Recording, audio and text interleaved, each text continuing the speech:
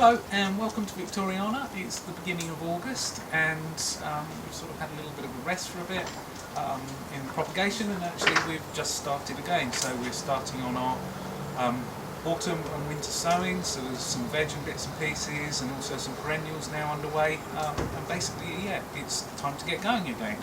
And of course the other thing we're doing at this time of year is our delightful seed saving of tomatoes. So at the moment we've got seed all under ferment, and we'll be taking it from here, cleaning it, and then going into the dryers and packaging up nice fresh seed. So yeah, we've had a little bit of a rest, beginning of August, and we're back to being busy again. So I'll give you a quick run around the nursery. So here in the flower area, we've continued to more or less let it do its own thing, tidying away underneath. Some of the smaller bits and pieces have come up and started to flower as well now.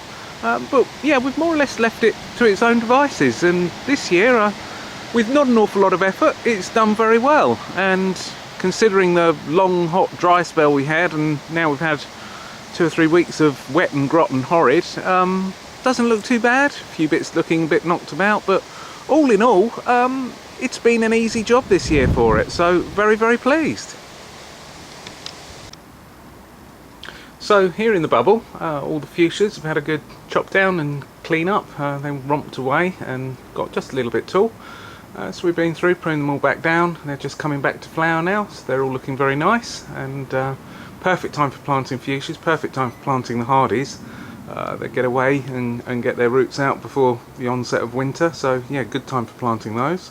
Lots and lots of citrus in here as well, and we keep on extending our range of exotics, and now we've got 1 or 2 other things as well, like the avocados and the mangoes and the yuzus and all sorts of odd and exotic things, which is fun. And yeah, we've just started to bring down some of our doubles and trebles and overs of our chilli plants, of the larger chilli plants. So we've got some nice big chilli plants on sale as well. So if you didn't get round to planting and sowing your own, we've got some big ones that you can cheat with, and they're full of fruit. So yeah, we're pretty full in here all round really.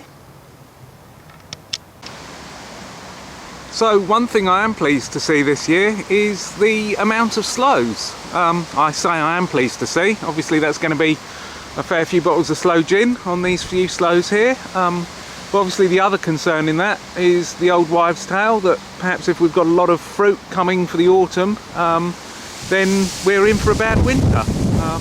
Certainly feels like winter today, blowing a bit of a gale out here. Similarly, the cobs next door, they're full of cobs as well, so harvest time on those, make some nice pesto out of those in the next week or so, that'd be good fun. But yeah, as I say, on the sloes, there's an awful lot there, which is good year for that. Round and on the shrub beds, we are tidy, despite obviously today, as I say, it's blowing a gale. So lots of things are upside down, but yeah, we did get through eventually. We did get tidied up, managed to squeeze the grapes all into one.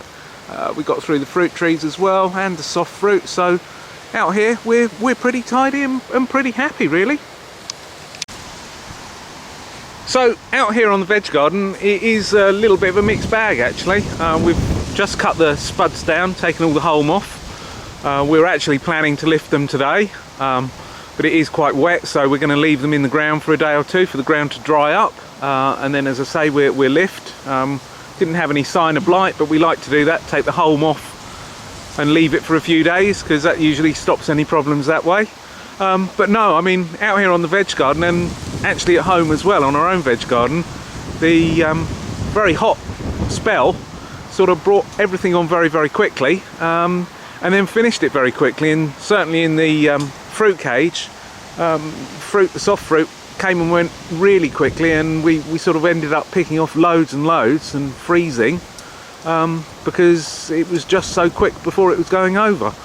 So yeah, we're going to have some gaps out here, but we're just doing some fresh sowings, and we're cleaning the areas up, and we're going to go for a replant. We're going to put some late peas in and try a few other things that we wouldn't really try at this time of year, but because of the speed that so many things went over, we've got space and we're going to use it up and do something with it. One thing we are finally getting round to is tidying up the little vineyard. Not doing much apart from just weeding through, tying in the growth that's there. Obviously the rest of the tying in and sorting out and pruning back we'll do in the winter. But it's been something that sort of annoyed me for a few months that we haven't got on top. But with all the neglect, it's actually not doing too bad. And yeah, I think we've got a good framework coming for the years ahead.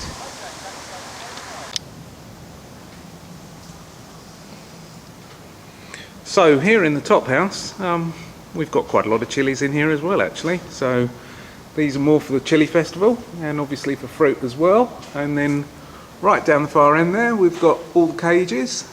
So they're all the chilies that we're going to be saving seed from, and they're all growing away nicely as well now. So yeah, we're a bit chillied out on this side of the house.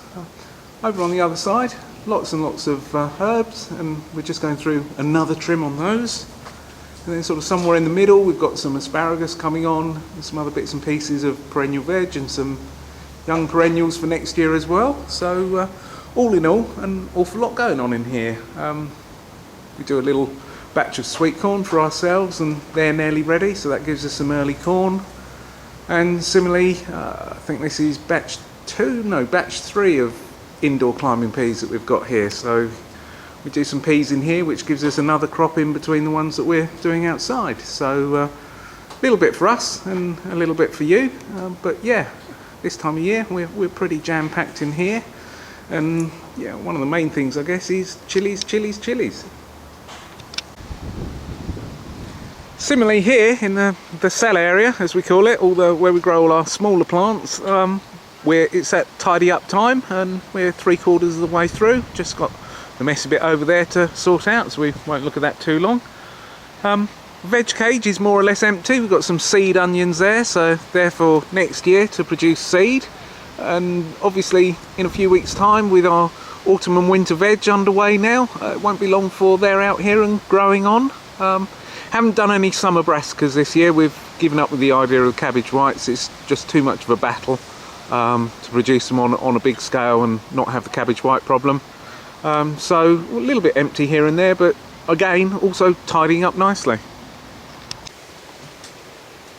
So I'll finish off here in the veg tunnel, which is where all the fun and games will be next week. Next week is our tomato tasting week, so that's the 7th to 12th of August. We'll be doing our free tasting as we've done each year, and in here we've got 85 varieties of tomato. I think it's 86 or 87 actually. They'll all be on taste, or all the ones that are ripe. There's a few that are a little bit late, and similarly there's some that we've nearly picked all of them already. But that's the luck of the draw with doing a week like this. You're never quite sure if you're going to get it right or wrong. But yeah, so next week we'll be doing our tomato tasting, all fun and games all the way through.